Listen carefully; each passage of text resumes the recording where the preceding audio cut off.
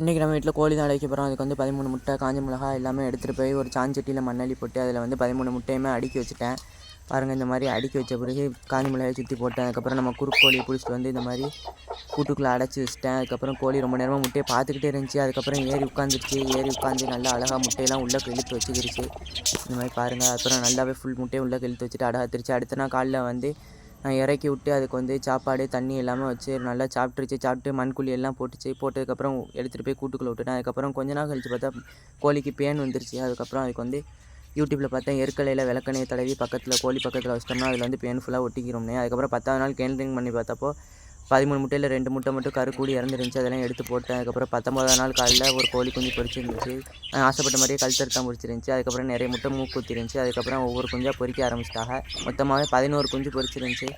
அடுத்த நாள் காலைல வந்து நான் பார்க்கும்போது நிறைய குஞ்சு பொரிஞ்சு வெளியெல்லாம் வந்து நின்றுச்சு. அவள் எல்லாத்தையுமே வேறு கூட்டில் மாற்றி இறக்கி விட்டு அவளுக்கு வந்து தினப்புள்ளே சீரக தண்ணி எல்லாமே வச்சு நல்லா சாப்பிட்டா. 2வது நாள் வெளி மேய்ச்சலுக்கு இறக்கி விட்டேன். நல்லா உமாவோட சேர்ந்து மண்குழி எல்லாம் போட்டா. இப்போ எல்லாம் பிறந்து 2 மாதம் ஆச்சு. பாருங்கள் எவ்வளோ சூப்பராக அழகாக வளர்ந்துருக்கான்னு.